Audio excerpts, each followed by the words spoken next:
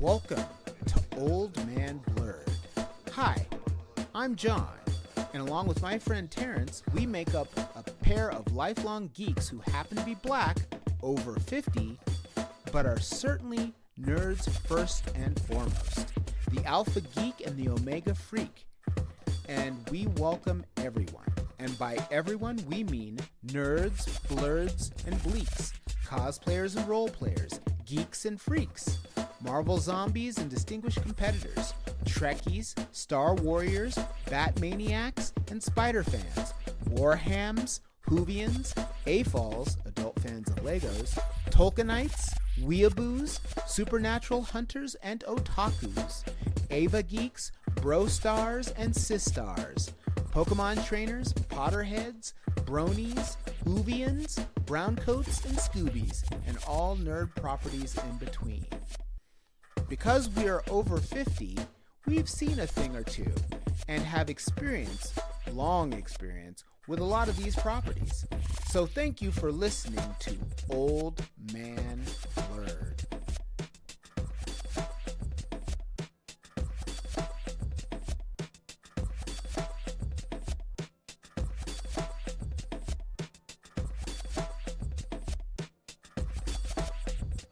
Hello, ladies and gentlemen. Welcome to Old Man Blerd, bi-monthly podcast-ish, bi-monthly-ish podcast, in which two older black nerds reminisce,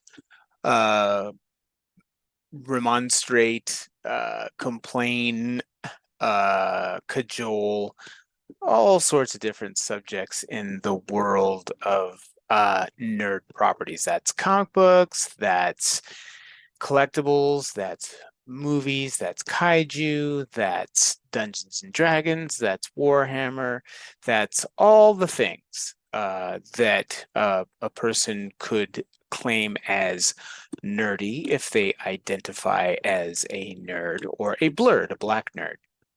So I'm waiting on Terrance to pop in. I believe he's going to pop in soon.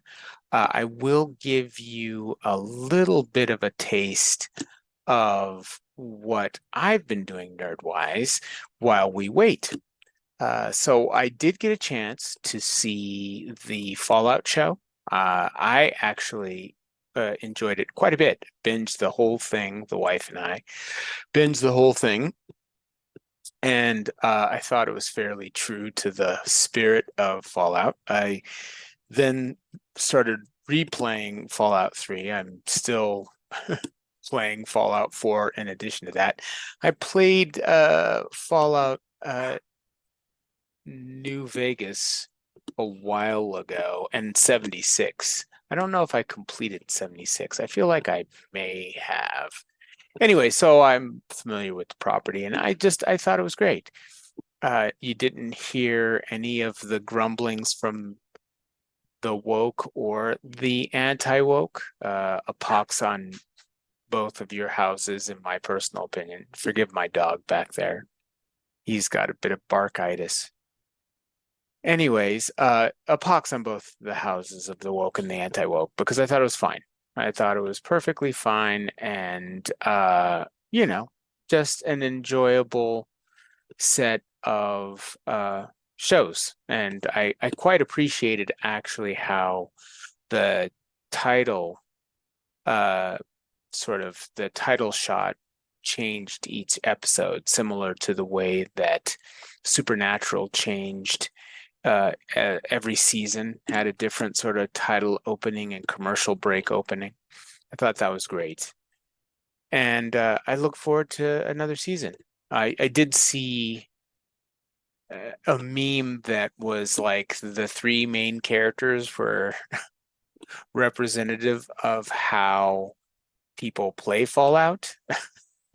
I'm not sure which one I fall into because I do a little bit of everything. I don't like the setting up camps piece that much. I like to kind of roam around and get into hijinks. That's the way that I play Fallout. But a perfectly suitable addition to the Fallout universe. And I think that it seems as though the Fallout fans are really mostly supportive of it. I haven't seen a whole lot of complaining with the show. So check it out. I thought it was worthwhile. That's one nerd thing that I did. I also spent an inordinate amount of time trying to find a Funko Pop Gear 5 Luffy. Uh, to no avail. I had to just go directly to Funko itself to get it, which is fine. It's just paying for shipping, which is more than what you'd pay in tax if you had it at a store.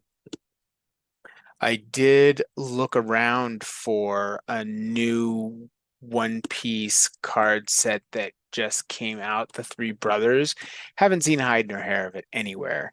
And I really don't know that I want to go to a card shop because they're going to charge an arm and a leg and a few toes. And I am not into that. I think that's going to end up killing that game. The fact that it's just so hard to find product. So, you know, there you go. I'll get off my soapbox. Let's see, what other sort of nerdy thing did I do? I think that's about it. Oh, I finally renewed my subscription to Marvel Unlimited. I had a subscription for since the beginning, and I let it lapse, I guess the middle of last year. I wasn't super enthused with anything that was coming out, but I'm interested in sort of the fall of the House of X that's coming out and uh, Marvel Spider-Man Unlimited. I'm curious about that. I picked up the first issue and haven't read it yet, but I'm kind of like, I might give it a chance. I don't need my Peter Parker to be with Mary Jane. I arguably prefer it. I think that comic books are, I think, a bit better when they allow some significant changes to stay in place. And I think that it would have been fine having him be married because I think that it would eventually get to him having a kid, and then you could have the whole thing start all over again with his daughter, which is, I believe, is typically what he ends up having. So I thought that would be fun. And so I'm just kind of curious as to how that's going to play. I feel like they've been fumbling the ball so consistently with Spider-Man. I just don't know how they're going to recover it and do well by it unless they just do like some kind of crazy reboot. I also was interested in checking out the Fantastic Four because I don't know what's going on with them. And I think that was mostly it. And then just reading back issues, some of which I have but don't want to dig out. And some I just, I've had and let go of but would like to reread. So another subscription to Marvel Unlimited. And, I'm feeling pretty good about it, frankly. So I'm not sure. Usually if Terrance doesn't give me a jingle in the day, something's going on for him and we're not able to record. So let's keep our fingers crossed and hope our nerd brother from another mother is okay. I'm sure he is. He's just probably trying to get back home to in time to do the recording, which is fine. If it doesn't happen this week, we'll just have this abbreviated chat, just you and me.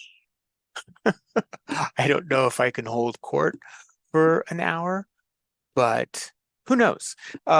What we were going to discuss if he gets a chance to get pop on uh, is we were going to discuss how our love for things nerdy changes over time and how sometimes it evolves and how sometimes it sort of withers away, and that's okay.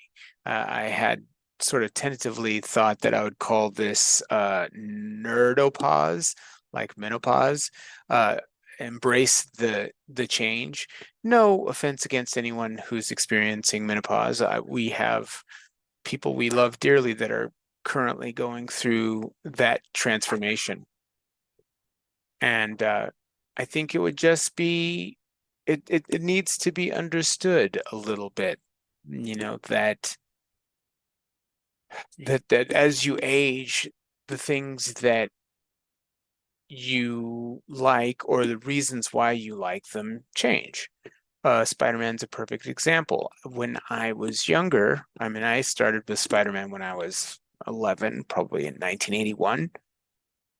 And I just liked him fighting the bad guys. I wasn't that engaged with his relationships with Betty Bryant or with Gwen Stacy or Mary Jane Watson. I just wasn't that engaged. Actually, I sort of preferred him being solo, having a lot of bad luck, and not really having things go his way because, I was a preteen and early teenager, and that's kind of what my experience was with life in general, was kind of that way. Now, I would love to see a Spider-Man that's married and that married with children and having to deal with that and what kinds of responsibilities he has when it changes not only that his responsibility to his sort of job as a superhero, but what are his responsibilities to his family? And, I think that there have been plenty of superhero properties that have played with that energy and tried to negotiate with that and what that looks like. What does it look like to have a married with children superhero? Are there times when he just is like, "Ah, I'm just not gonna chase that bad guy down. I'm going to stay at home, Netflix and chill." And I think that that is an interesting thing to look at. And for older fans, because I think that the nerd demographic is a bit older now because, people that were collecting in the 60s, 70s, 80s, 90s, are in their 30s, 40s, 50s or older. And so that sort of wish fulfillment with superheroes, it just doesn't work completely. But, you know, in many respects, I more respect and more enjoy some of the relationship stuff that does happen with Spider-Man or does happen with Fantastic Four, it does happen with other superheroes because now I understand it. When I was single or preteen or teenager, didn't get it. And when I got to my 20s, early 20s anyway, that's when Vertigo was starting to happen at DC. And those stories really captivated me because they were more mature. And so, things do change and evolve as you grow older. So embrace the change, embrace nerdopause. It's fine. It's fine to not be so into a particular property. It's fine to grow out of it or not feel as passionately about it. I think that over the course of the weeks that you all have been listening to our podcast, you've probably seen that, some of the things that, these sort of nerd arguments, nerd rage, a lot of them really are sort of, for lack of a better way of looking at it or a better sort of analogy, they really are kind of young person nerd rage issues. Uh, like take Stella Blade, Stellar Blade, I believe it, that, hasn't even, the game hasn't even come out yet. And people are just all up in arms about, oh, she's attractive, or, is this what a real woman looks like? Or, why can't Western computer game designers design attractive female characters? And I don't know, as a middle-aged man going through Nerdopause, don't really I don't really get the problem. I don't really get the issue because to me, I don't need the avatar that I'm playing as to be someone that I like to see jiggle physics on. That's just, that's just not where I'm at now. If I was 16, maybe 16, where a good wind blows and you're you're aroused. Yeah, maybe. 53, no, don't don't really care. And so some of these really strident arguments that are occurring in nerd space really do strike me as things that are predominantly, you know, of a certain age. And I just don't completely know if a person older would even care. It's like, what kind of time do you have? It's a bit like Pokemon. I think if you are young in the backseat of your parents' car playing Pokemon, no problem having to grind out a bunch of different things to get the perfect IVs and EVs. Yeah, you've got nothing but time. You are working a regular job uh with hours and you have responsibilities, maybe you have kids of your own, a little different. It really is a little different. And then it's like, oh, things like mints and bottle caps and all of these things that were part of Sword and Shield, Pokemon Sword and Shield, uh are really quality of life things that help because you just don't have the time to spend hours and hours just building up one Pokemon to not necessarily even to compete, but just to have the Pokemon that you want to fight the battles that you want. So, embrace the change, embrace the transformation, and allow yourself to become old with a property. And that means that you sometimes have to let go of these changes that they have with characters that are not the way you understood the character to be. When I was first reading Daredevil, and I started reading Daredevil, the Miller run, and so it was very particular. There was a lot of ninjas. There was a lot of Elektra and Kingpin and the Gladiator and all these different things. And it was fine. And it got a little deeper with, his relationship to his partner, Foggy, and everything else. Much later, turned out everybody then knew who Daredevil was, and that changed, and that, became a status quo. Now, that's not the Daredevil that I was used to. I mean, there was that period of Born Again where the Kingpin knew his identity and tried to destroy his life. And that was great. And I think that if you are empowered by nerd aging, you don't need to have the character stay the way you understood the character to be when you liked the character. And so, you can allow for those changes. And I don't think that younger, younger-ish nerds really understand that. Like they understand what they liked in their early teens and and then they get to 20 or early 30s and they're like, ah, this isn't the character that I loved. But by the time, if that character has any age, by the time that character is changed from their teen years to their late 20s or 30s, they've probably already gone through 5 or 6 different changes anyway, you know?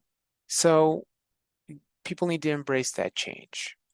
I believe the recording paused there briefly, but yeah, embrace the change.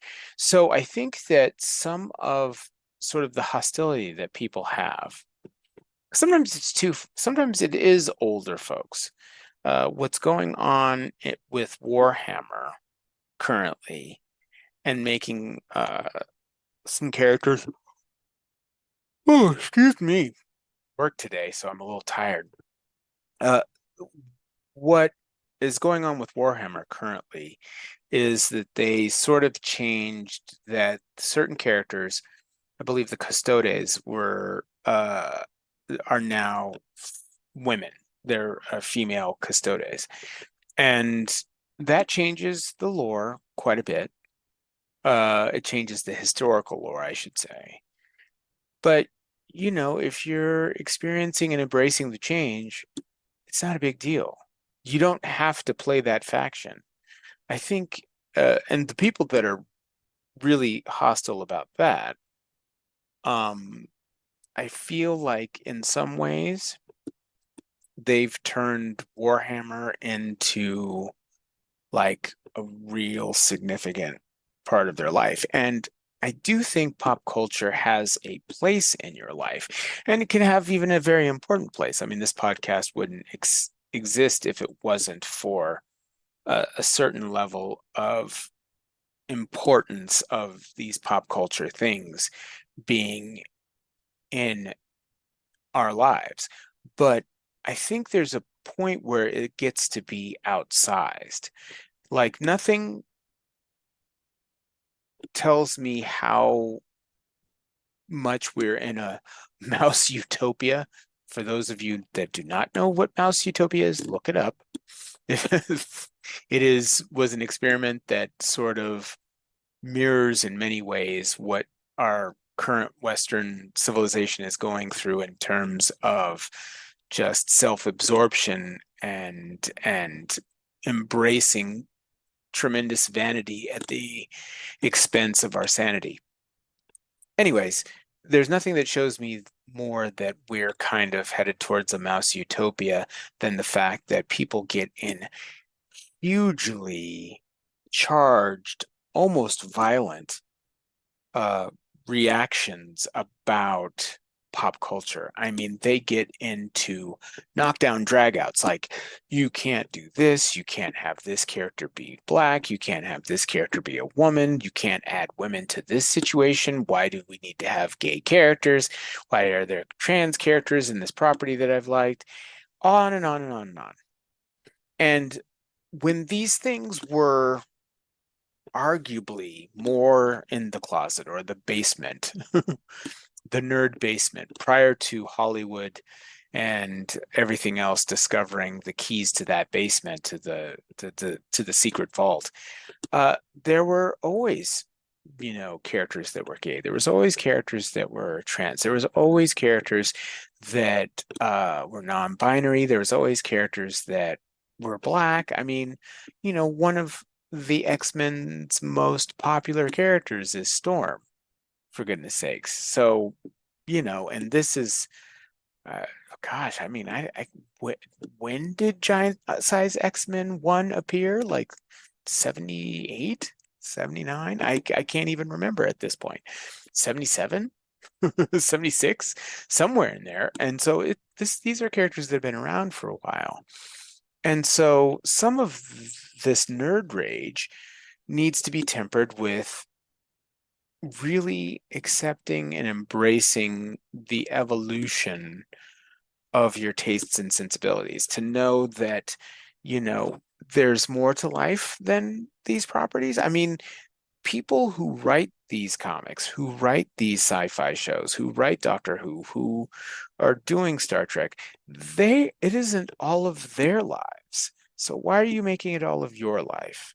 It's almost as if the West, after it lost any notion of a wisdom tradition that made sense, or let go of any kind of philosophy, let go of any kind of, real questioning of where are we going? What are we doing with our lives? What is the politics that serves us? What is the environment that serves us? What is a wisdom tradition or a philosophy that serves us? Once the West let go of that, it's just all been sort of this materialistic nihilism of, pop culture and arguing about pop culture. People argue about pop culture now the way they used to argue about workers' rights. And to me, lifelong nerd will ride or die with Marvel and Doctor Who and Star Trek and Star Wars and Lego and all of the things, forever. No, you don't have to have an opinion on everything. You don't have to have any kind of notion of, these things all the time.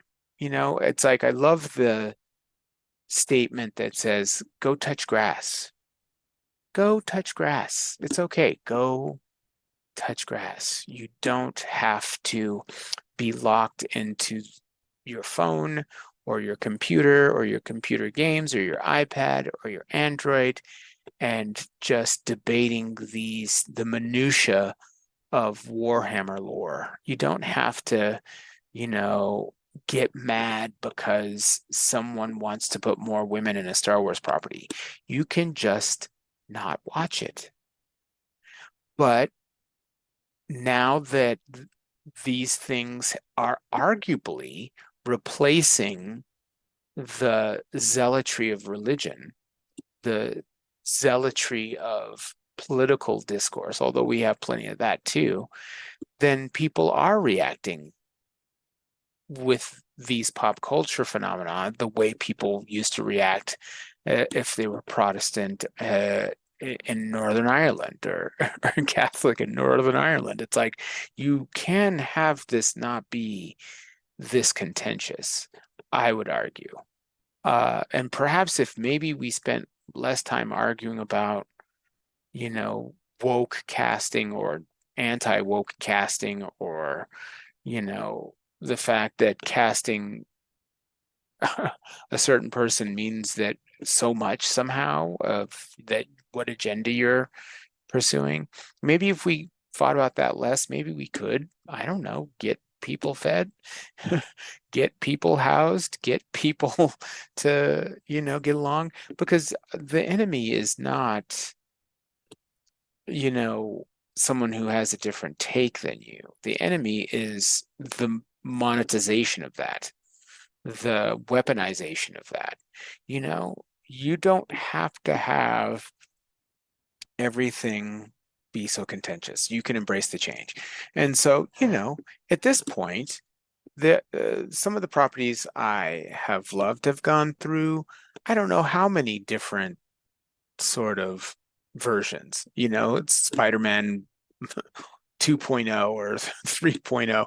At this point, Spider-Man's gone through more revisions and reboots than I can think of. And some of them I've liked, some of them I don't like. I don't have to read them. I don't have to scream into the cyber void about how that is not my Spider-Man. It's like, okay, all right, touch grass. Embrace the change. Embrace nerdopause. Just embrace aging with these properties. I mean, I feel like, and maybe I'm not as plugged into the Doctor Who stuff, at least in terms of the opinions online, but I feel like Doctor Who does a pretty good job navigating that. Like they just changed the Doctor. Yeah, he had a regeneration. Now it's this person. And you might like them, you might not. I mean, I love Tennant, but I love Capaldi. I love Matt Smith. I love Tom Baker. I mean, it doesn't really matter. I think at a certain point, you just have to enjoy the ride of these things. We are a storytelling species, and you can just enjoy the ride of these things. And if it's not your cup of tea, that's fine. You know, I don't think we need to have as profound a view on everything. But I've said that. I'm beating that horse into the ground. So I'm trying to think of other properties that I have just changed with. I think music, and at some point I'm going to start a bonus episodes of Old Man Blerd where we talk about music nerddom because I really do think uh, I'm pretty bona fide when it comes to music snobbery. I was lucky to have parents that liked, R&B and disco and some jazz and some oldies. And I had friends in the suburbs where we were into punk and we were into new wave and we were into goth. And I had friends that were into heavy metal. And so I just got into all of that stuff from, the 80s on. And so, I have hundreds of just metal records. I have hundreds of new wave, alternative quote unquote records. I got to see many bands when they were nothing, and so, I think that that is something with music nerddom that, there's always this shifting of change and transformation and people borrowing and being influenced by one another. And I really need to have an episode where I just talk about Beyonce's Cowboy Carter, which I think is a phenomenal record. I've never been particularly a Beyonce fan. I liked Lemonade, and that was the first record I ever was like, I'm going to give this a chance. And I mean, this is, as a person who has, probably 100 or more death metal records alone, not to mention other things. So, you know, and I have country stuff. So I have, I don't know, probably a dozen Willie Nelson records. I have half a dozen or more Johnny Cash records. I do my country music listening is one of the smaller things that I have in terms of my collection, but I do have it. And I thought it was a sound record. I think that it is not entirely a country record, but you know, and I just think that we don't have to get into arguments about every bit of pop culture. We can really just be like, oh, that's not for me, and just let it go. But we've become so focused on identity wars and culture wars. And in my opinion, and this is probably when I get to the Politrix podcast, which will be starting here in a week or two, I think that one of the things that I would say is that they're getting you to play these culture war games, particularly with pop culture, because they don't want you to get involved in the class war. Hold on one moment. I'm going to take care of this stuff. Okay, so ladies and gentlemen, if you ever hear my dog barking, that's Milton. I think it's like his full name is Milton Bhagavan Cocoa Puffs Hershey uh Furry Weirdo Holmes. So that there he has multiple names. Um, anyways, uh I've got him under control, but like I was saying, you know, I think that they have us fighting these pop culture wars about comics, about sci-fi, about fantasy. A lot of people had a problem with the new, excuse me, the new Lord of the Rings show that they had, Rings of Power, I think it was. I'm not sure what the title was. I didn't watch it. not out of any reaction about the color of the elves, but just time. I mean, there's so much content at this point. You could really just be watching things nonstop. You really can. You really can. I mean, everything is just so available, and some of it is so good. I mean, you used to have to wait for something like RoboCop to come out, or Star Wars to come out, or another Star Trek series that was going to be good, or you really did have to wait. You couldn't get manga as easy. You didn't have necessarily Lego stores. Speaking of which, we will be speaking to a gentleman that I'm a big fan of, who is quite the Lego connoisseur.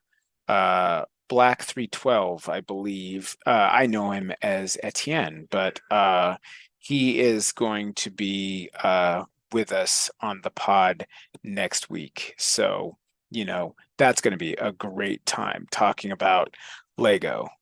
Sorry, it's Black Machine 312. Gentleman by the name of Etienne, who lives in Montreal. We'll be talking to him about Lego past, present, and future, and some of the things that he's involved with. And he's also, you know, deep in manga world and comic book world. So we're going to be able to really talk to him about a lot of stuff. But that'll be next week. But anyways, all of these things were really hard to get at one point in time.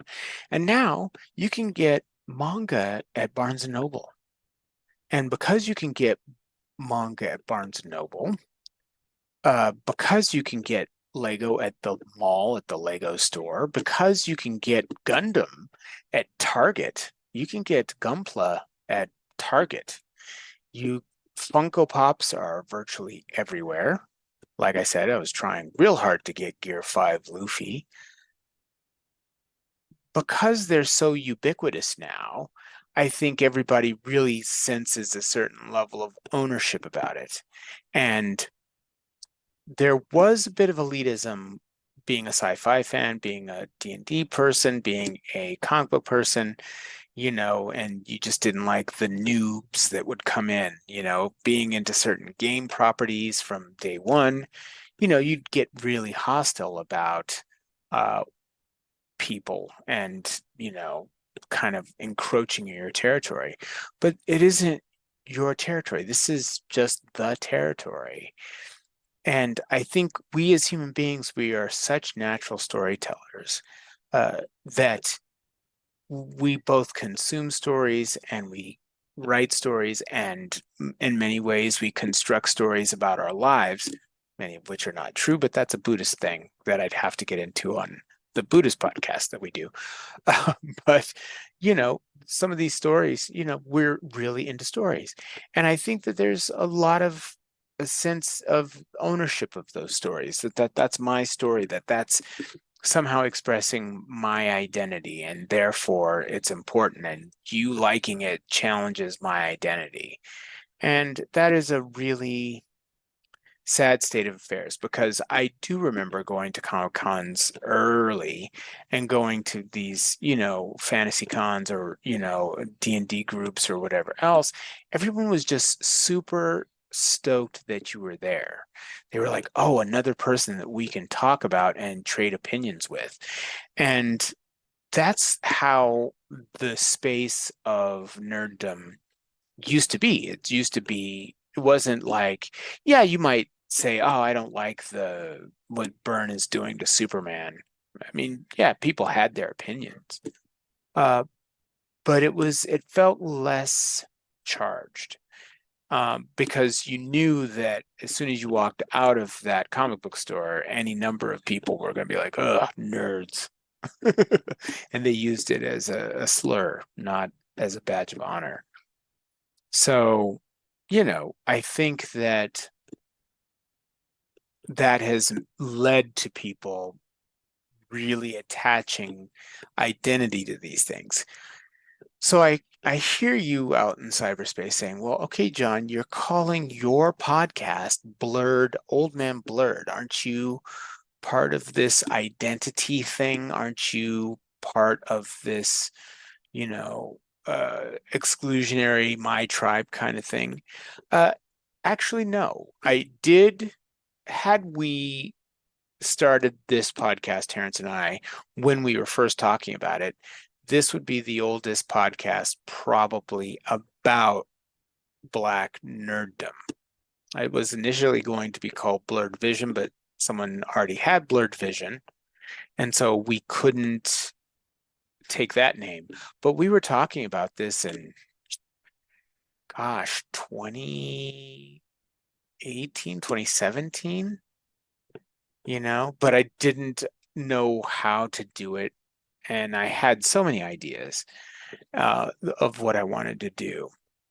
And, slowly but surely, I wrote That's So Quantum. I, have all of these other little podcast ideas that I'm going to be doing. One that my daughter's doing, which is Dangerously Beautiful. We're going to be doing Politrix, the Politics of Insight, which is a roundtable with left, right, and center people and no wing people. Um, so that's going to be happening. And so, I'm not, it's not about identity, even though this is Old Man Blurred. It is more about how our unique perspective as Black nerds sort of gives us a different perspective on some of these properties and some of the things that happened. Once upon a time, if you were a person that was Black and you liked comics and you liked fantasy, you played Dungeons and Dragons, you liked weird music, people would think that you were trying to be white. They really did. You couldn't even really like anime, which is funny considering how many Black people love anime. Hold on, dogs being crazy again. And so you really did get criticized quite a bit for liking things that were outside of your lane. You really did. And part of some of the things that are happening when it comes to representation, when it comes to people of color, some of these things are things that we as early people in nerd space just did not know that we could ever have. You didn't have a Black character that you could be in Pokemon. You didn't have, you could make yourself Black in D&D because who cares? Um, so those things were around. And you typically were the one Black person at the punk show, the one Black person at the metal show, the one Black person who was, at the comic convention or whatever else. There was few, maybe not only one, but small amount for sure. And now that's not the case. And so the person says, "Oh, a Black person liking anime." There's a ton of Black people who like anime. It's almost a stereotype to like anime now as a Black person, but it wasn't the case in the 80s. It was hard to get anyway. It was hard to get those things. So some of the embracing of the change is being like fine with some of these things, uh, being more open, being more inclusive, or not being inclusive because you weren't used to it being inclusive anyway. Uh, and, I think maybe something needs to be said when it comes to some of these older nerd folks because they were keeping some of this stuff alive so some of you younger people could enjoy it. Because if, some of these crazy old men weren't playing Warhammer for decades, there wouldn't be a Warhammer to play, and there wouldn't be was it James Cavill playing or getting a production of a Warhammer show. Star Wars was the same thing. It's like the Star Wars universe largely kept alive because of the books, which, people have completely ignored when it comes to making stories, which they shouldn't, because some of those stories were really good. So what I would ask you to do, because I'm going to have to deal with this little creature. He is wanting attention and something is driving him crazy. Probably needs to go on a walk. Uh, what I would just ask you to do is to embrace the change. Embrace how you age with these properties, and that, maybe it doesn't have to change your way. It's okay if it doesn't change your way. I will still enjoy reading, no matter what X-Men changes into. I will still enjoy reading that Claremont Byrne run. I will always enjoy that, period. I don't need Wolverine to be a certain way. I don't need some of these characters to be a certain way. So,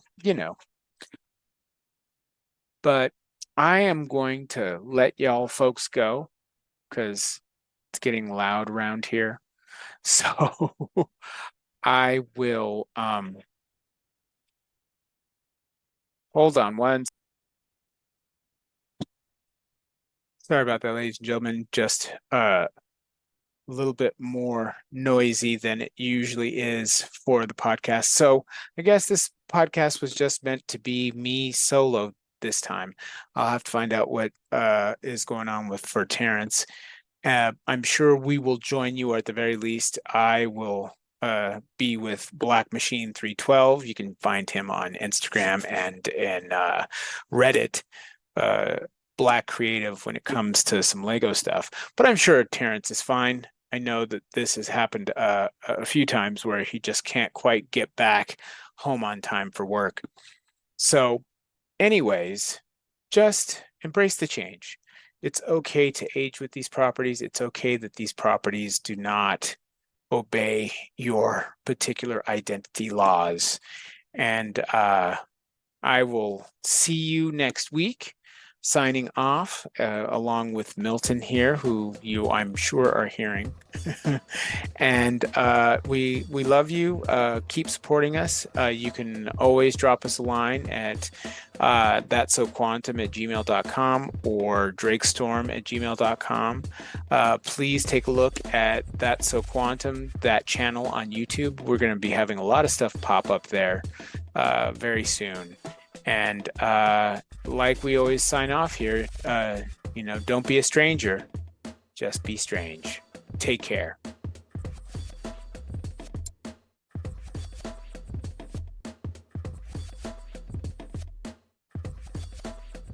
Wow, a phone call.